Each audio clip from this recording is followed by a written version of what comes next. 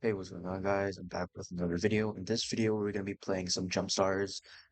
Basically, what Jump Stars is, it's like an anime version of Brawl Stars. For those that don't know, Brawl Stars is a game made by Supercell, the same company that made Clash of Clans and Clash Royale. Uh, it's basically like a fighting kind of game where like there's a different game modes and like different characters that you could collect, upgrade, level. You could have evolutions with them, things called hypercharges and supercharges and things like that, and gadgets as well for those characters.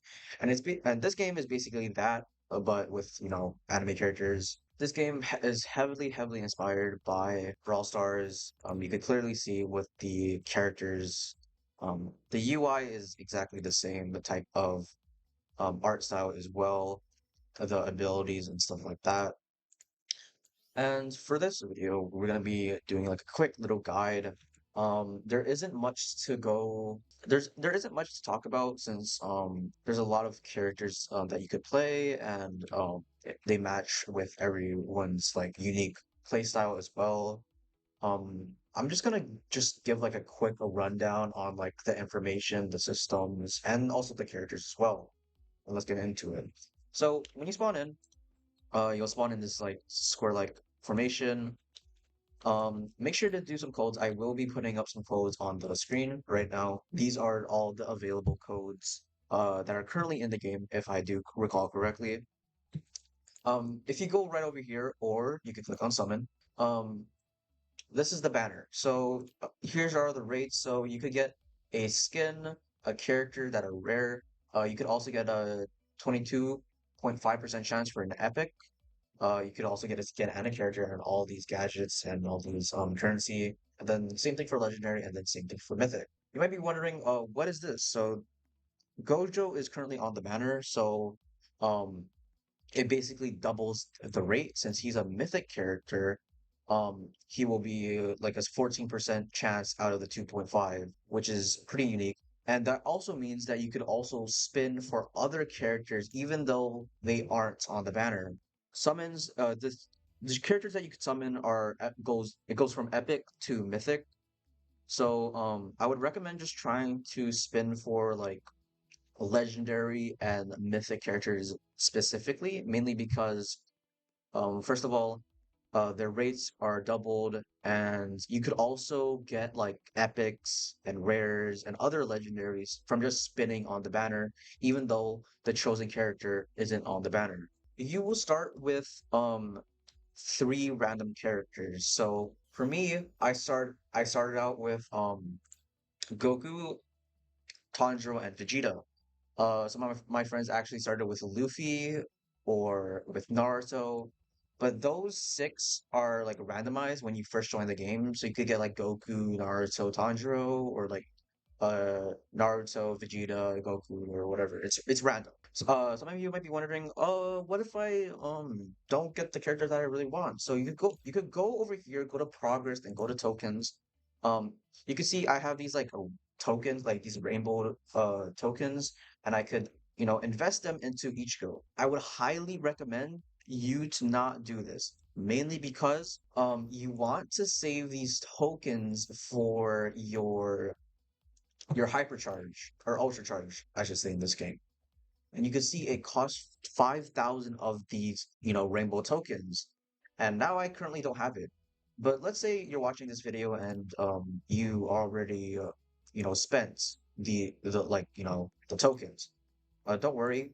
All you have to do is whatever, character that you've invested in, as long as you haven't unlocked it yet, by, dumping tokens, if you go on the banner and spin for that character, you will get all your tokens back. So, for example, if I get Ichigo on the banner, I would get 1,610 tokens back. So that's just a reminder for some of you that might not already know, because I know there's gonna be a few, because I also didn't know. Anyways, what else? There is also a party feature, so you could invite up to four friends.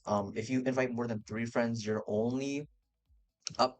If you invite four or more, so 4 to 5 more friends, then you're only able to play the 5v5 game mode. So these five Chrono Control 5v5, these randomize every like maybe like 30 minutes or an hour.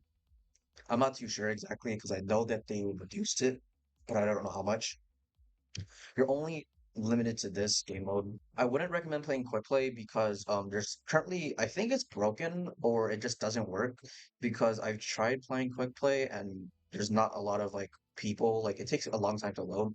So it's better for you to just click on, Battle Royale or Starball or just like manually pick which game modes you want to play, to get, into faster queues.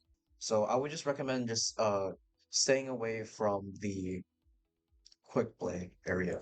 Some of you might be looking at the characters, the available characters, and you might be wondering, what characters do you want? What if like a character that you really want turns out to be really bad? And then this is what the training is for. So let's go to the training, talk to Master Roshi over here next to the play area and summoning area on the left side next to the Kame house.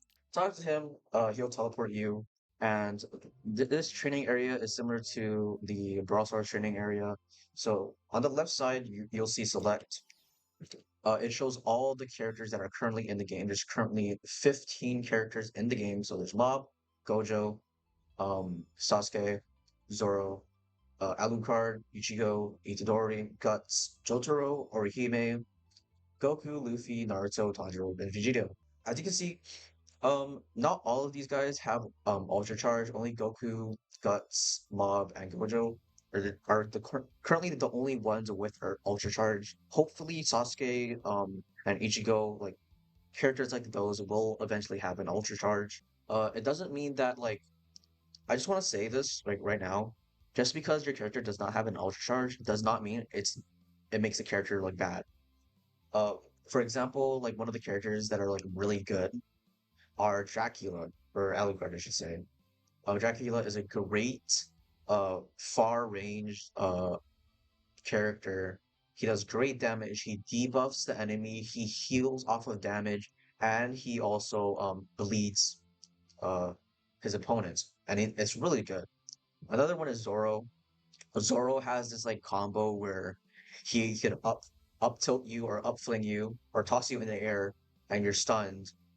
And he just overall does like a ton of damage. He's a really, really good character. For my support mains out there, Orihime is currently the only one that can heal, shield for teammates. So just a heads up.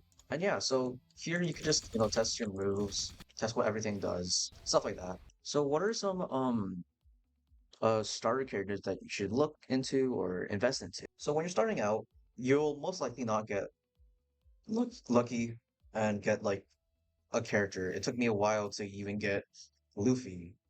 Um, what I recommend is highly invest into Goku, mainly because he does have an Ultra Charge. If you like Goku, if you're interested, or you just need someone to level, I would highly recommend leveling Goku.